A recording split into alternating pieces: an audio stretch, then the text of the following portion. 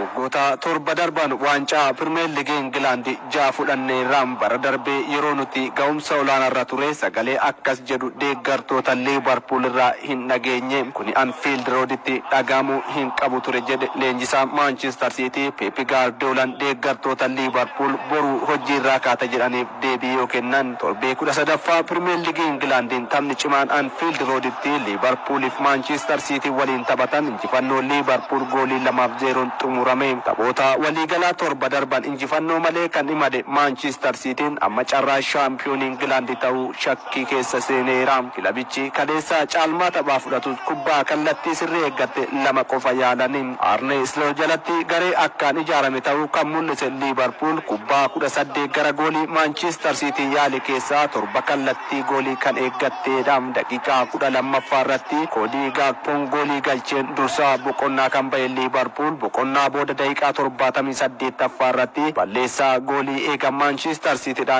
Steven Ortega Luis Diaz irratti hojjete peenaalitii Liverpool argate Mohamed Salah galchee goolii 2-0 ga'uudhaan garaagarummaa qabxii morkataa isaa waliin qabu gara qabxii 9tti guddiseera.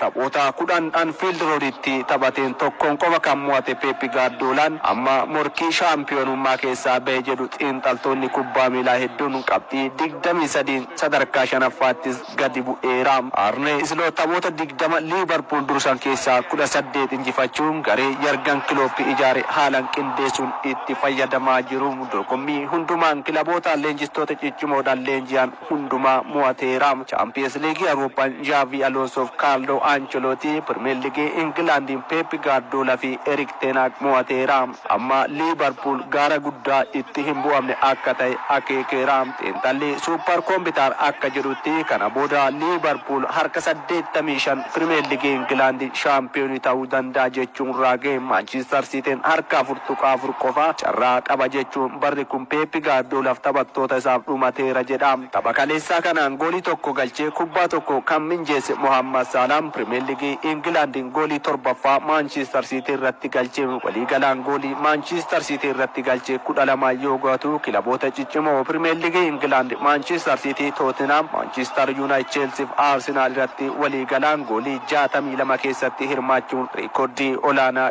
galmeessiseera. Faallaa kana baroota darban Manchester City keessatti reekoordii hedduu fooyyessaa kan ture Erling Haaland cilee bishaan bu'ee ta'eera. Kaleessa kubbaa 7 qofa hiriyoota isaaf dabarsee yeroo tokko qofa kubbaa kallattii sirrii eeggatte yaale. Taphoota Premier League England 8 darbaniinis goolii 2 qofa galchee. Pep Guardiola taphicha booda Liverpool injifachuutti baga gammaddanii ijaaramuu keessan mul'isa. Garuu Manchester City kana booda ga'umsatti deebi'uuf hojii nu barbaachisa jedhan dabaluun jedhan Pep Guardiola sagalee deeggartoonni Liverpool Anfield Roaditti dhageessisan guddummaa Liverpool kan madaaluu miti jedhe. Dhugaadha deeggartoonni kilaboota hundaa akkanaan ari'amu barbaadu kan jedhe Pep garuu waggoota torba dabran hojii keenya yaadachuu qabu yeroos eessa dhaqan jechuun deebisaniifi ta'us hariiroon Liverpool waliin qabnu kana ta'uu hin qabu jedhe. Kilaboonni akka Arsenal fi Chelsea taphoota injifachuun adeemsa gaariirra jiru. Manchester City yeroo dhiyootti ga'umsatti ni deebi'a kan jedhe ammoo leenjisaa Liverpool Arne Slot ammatti dorgommichi xumuramuuf hin geenye obsaa jechuunis dubbate Arne Slot. Taphataan duraanii Liverpool Jamie Carragher kana booda Manchester City akka bishaanii hurkeera carraan waancas dhumatee fiira yoo jedhu abdiin qaba Pep Guardiola kana booda Manchester City ga'umsatti ni deebisa kan jedhe ammoo taphataa duraanii Manchester City Micah Richards ture. Taphoota birootiin Manchester United Ruben Amorim jalatti milkii eegale itti fufeera. Kaleessa Everton waliin kan taphate Manchester United goolii 4-0 mo'ate. Marcus Rashford fi Joshua Zirkzee goolii 2-2 Manchester United galchaniiru. Taphoota 3 Manchester United kan durse Ruben Amorim taphoota 2 mo'ateera. Garaagarummaa Manchester City waliin qabanis 4tti dhiphiseera. Ruben Amorim jalatti taphattoonni hedduun fooyya'insa gaarii mul'isaa jiru. Marcus Rashford taphoota 2 goolii 3 galcheera. Amad Diallo ammoo tapha 4 goolii 2 galchuun 4 minjeessee kenne. kenneera.